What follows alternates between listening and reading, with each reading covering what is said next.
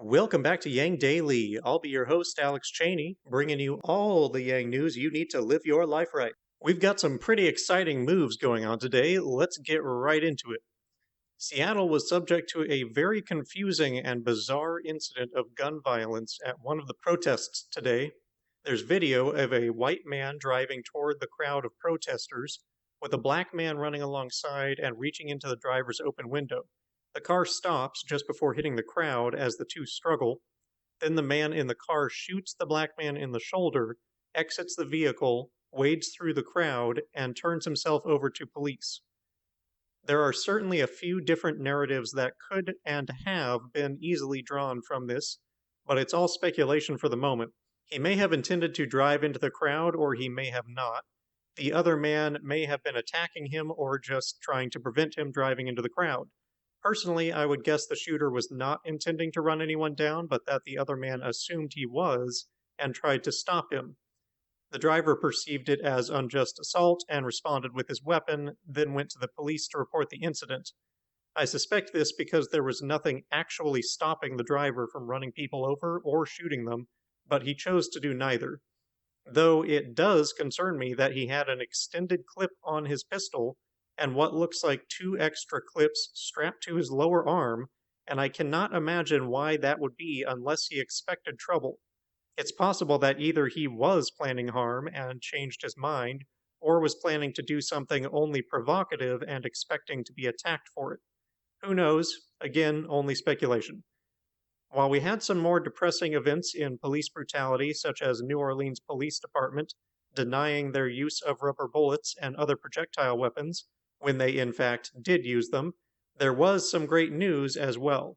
First off, Minneapolis has decided to disband their police department. Sounds crazy, but exciting. What does it really mean? The details are still sketchy, but what we do know is they will be shifting some of their work traditionally done by police over to other professionals, such as sending the fire department EMTs when someone overdoses, or a mental health professional to handle people with mental health problems, as that is one of the most common cases for wrongful death. Basically, cops shouldn't be handling what they aren't trained to handle, and the people who are should. It will also include drawbacks like using cameras more for traffic enforcement, and less violent methods such as unarmed, community-oriented street teams. This all fits closely with the defund police demands that you've no doubt seen flying around.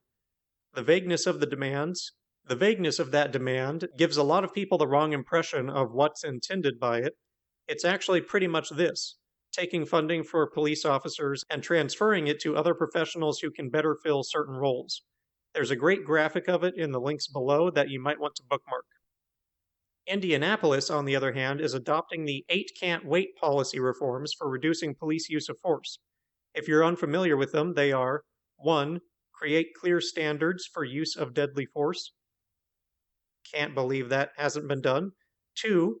Update our requirement for identification and warning before deadly force. Again, yeah. 3. Prohibit the use of chokeholds. Obviously. 4. Outline clearly defined de-escalation requirements. Yep. 5. Define an officer's duty to intervene and report when another officer uses inappropriate force. You would have thought that goes without saying, but it should be said. 6. Prohibit shooting into or from moving vehicles. 7. Require comprehensive reporting of lethal and non-lethal uses of force. Duh. 8. Clearly specify rules for using various levels of less lethal force. Without rules on when and what force can be used, there can be no accountability. The rules can guide police to better practices, but also provide a framework for consequences when they act inappropriately. And as Yang is fond of saying, you can't solve what you don't measure. So proper record keeping of incidents is also vital. If you'd like more information on 8CantWait, check the links below.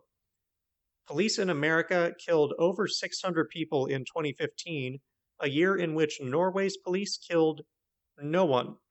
In fact, Norway's police hadn't killed anyone for over a decade. 0. Zip. Is Norway a different environment than the US? Of course. Among other factors, they have a racially homogeneous society, which presents far fewer provocations for violence. But does it mean we should be able to do far better than we've been doing? Hell yes, it does. And we do well to study what's working in places like Norway. It looks like, at least in some places, that is happening. Let's hope people see the protests having an effect and keep it up until we get some real control over the process.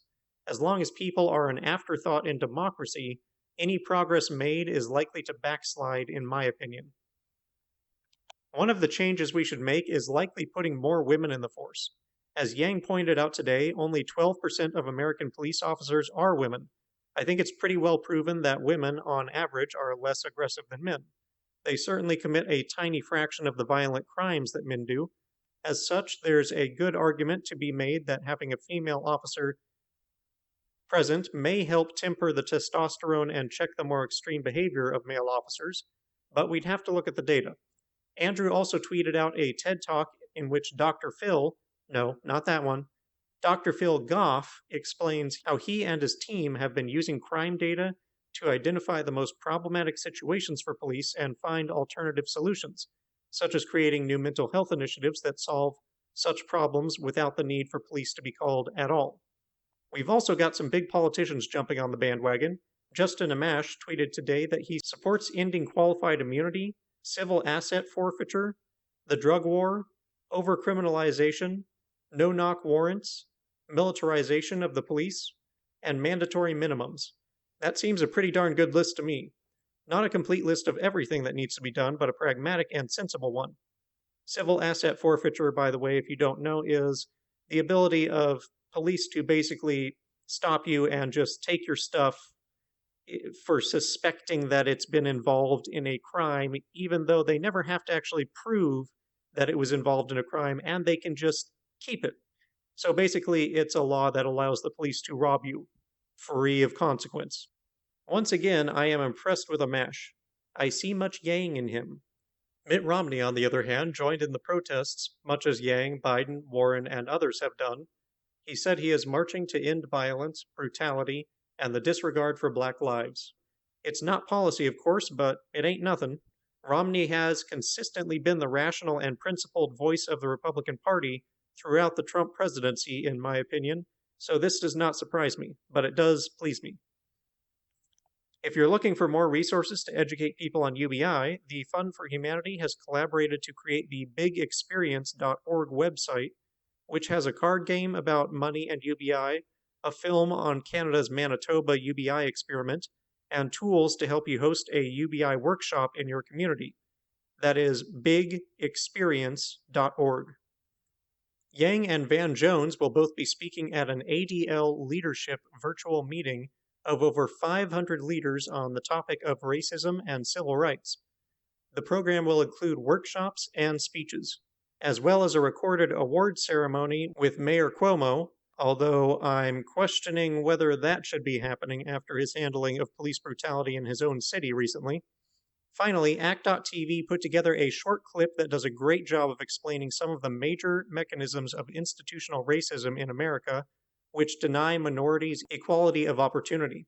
It's a good one to share around. Hopefully it will help educate some white Americans who are unaware of the two-tiered system in which they live. That understanding is vital to reform. And that'll do it for today's Yang Daily. Check out and bookmark the Defund Police graphic, 8CantWait reforms, and Data TED Talk. Watch and spread the Forward United discussion and the anti-fascism video so we can save our country. Help spread the word on coordinating with protesters to give the movement clear policy goals. If you're going out to protest, wear protection, especially on your eyes, head, and throat. If you get arrested while protesting, remember not to say anything without a lawyer. Whatever you choose to do, be wise, be safe, and act with measured purpose toward real solutions. And don't forget to Yang Daily.